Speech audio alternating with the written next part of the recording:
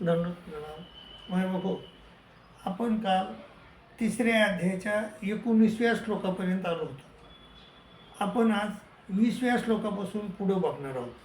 20व्या श्लोकात श्रीकृष्ण महाराज म्हणतात,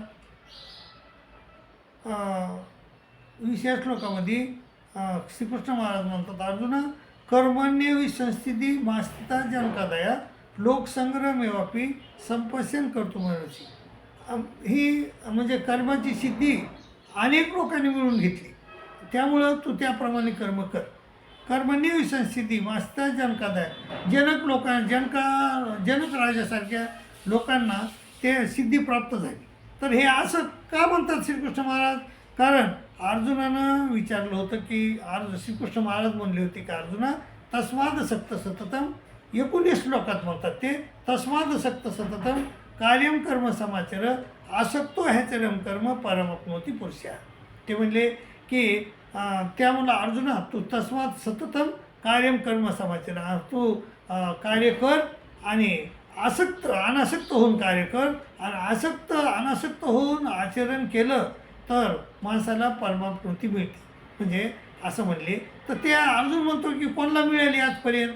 तर श्रीकृष्ण महाराज 20व्या श्लोकात म्हणतात की कर्म नेविसंस्थिती मास्थिता जनकादया लोकसंग्रमेवापी संपश्यन कर्तुम अर्हसि. अनेक म्हणजे जनक राजासारखे अनेक लोकांना ही संसिद्धी मिळाली, म्हणजे सिद्धी मिळाली. त्यामुळं तूही तसंच म्हणजे आसक्ती न ठेवता कर्मात, कोणीही फळाची आसक्ती न ठेवता तू कर्म कर, तुला देखील तशी सिद्धी मिळू जाईल.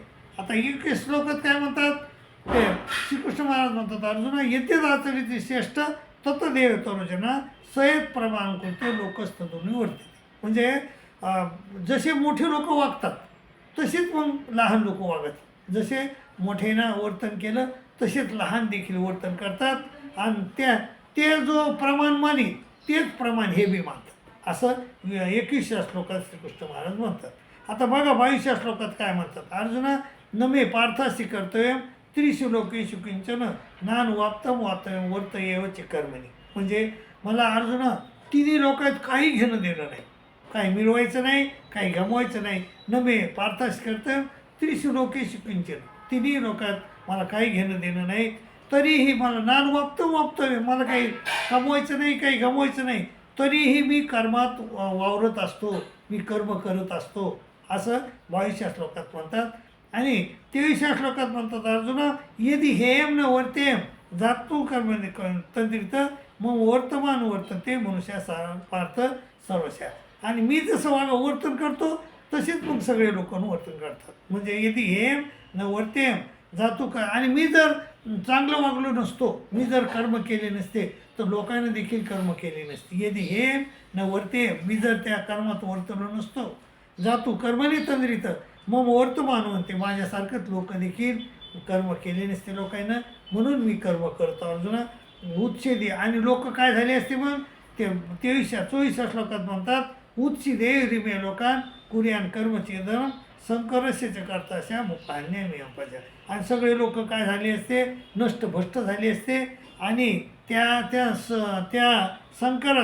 संकरस्य त्या जे वर्णसंकर झाला असता त्याचा मी करता झालो असतो, त्याचा मी त्याला मी कारणीभूत झालो असतो, असं श्रीकृष्ण महाराज 24व्या श्लोकात म्हणतात. 25व्या श्लोकात काय म्हणतात, सक्ता कर्मणे विध्वंसो यथा कुर्वन्ति भारत कुर्या विध्वंसता सक्त चिकुर्षी लोक संग्रम.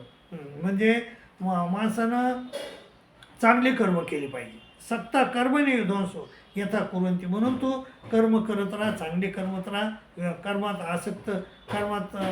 आसक्त हो, कर्म कर पण फळाची आसक्ती करू नको, निष्काम कर्म कर. आणि कुर्या विध्वंसता सक्त चिकुर्षी लोकसंग्रह, आणि लोकसंग्रहासाठी तरी कर्म कर.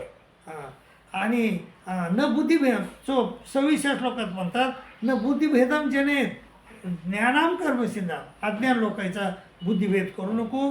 न बुद्धिभेदम जनेत ज्ञानाम कर्मसिद्धा जोसेत सर्व कर्माने युक्त समाप्ती. आणि तू कर्मात सतत वावरत राहून कर्म करत राहून विद्वानासारखं कर्म कर तू स्वतः, म्हणजे तुझं बघून लोक देखील तुझ्यासारखे कर्म करतील. त्याचा बुद्धिभेद करू नको, परंतु तू तुझ्या विद्वानासारखे कर्म कर, जेणेकरून लोक तुझे कर्म बघून ते पण विद्वानासारखे कर्म करते. असं 26व्या श्लोकात म्हणतात. 27व्या श्लोकात ते म्हणतात, प्रकृती क्रियमाने गुन्हे कर्माने सरशा अहंकार गुणात्मक कर्तव्य ते म्हणते. प्रकृतीच्या गुणानुसार सगळे कर्म वर्तत असतात, लोक वर्तत असतात. ज्ञानी पण तसेच वागत असतात. पण अहंकार गुणात्मा, अहंकाराने मूढ झालेला जो जीव आहे तो म्हणतो की मी कर्म करतो. आणि याचं जे तत्व लोकांनी बघितलेलं आहे, गुण लोकांनी मोठमोठ्या लोकांनी बघितले. सत्व तू महाभाव गुणकर्म विभय गुणागुणेश वर्तत इति महत्वानं सज्जते. आणि जे विद्वान लोक येतं त्याला ह्या गुणाचं कर्म माहीत असते. आणि मग गुण ते म्हणतात की गुणात वर्तत असतात आणि त्या गुणाच्या याच्यामध्ये ते त्या गुणाच्या आहारी जात नाही. पण तुम्ही आम्ही सगळे लोक आपण गुणाच्या आहारी जातो, त्रिगुणाच्या आहारी जातो आणि त्याप्रमाणेच आपण कर्म करतो. प्रकृतेर गुणसमुडा सजयंते गुणकर्मसु तान कृष्णविदमदान कृष्णविनय विचारे.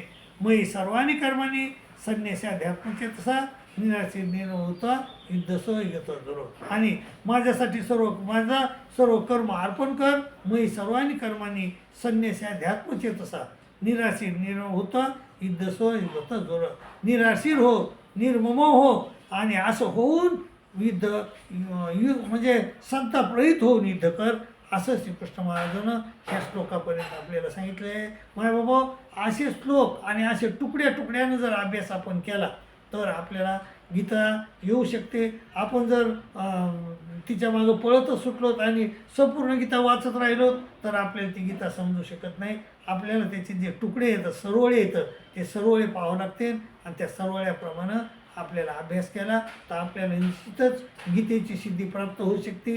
आणि आपल्याला जर आपण हे गीता ज्ञान घेतलं तर आपल्याला निश्चितच मनुष्यदेह मिळतो, असं श्रीकृष्ण महाराजांनी सांगितलं आहे. आणि तिथं मनुष्यदेहामध्ये पुन्हा हाच जे ज्ञान आपलं पुन्हा हे होतं, उजरंब होतं आहे.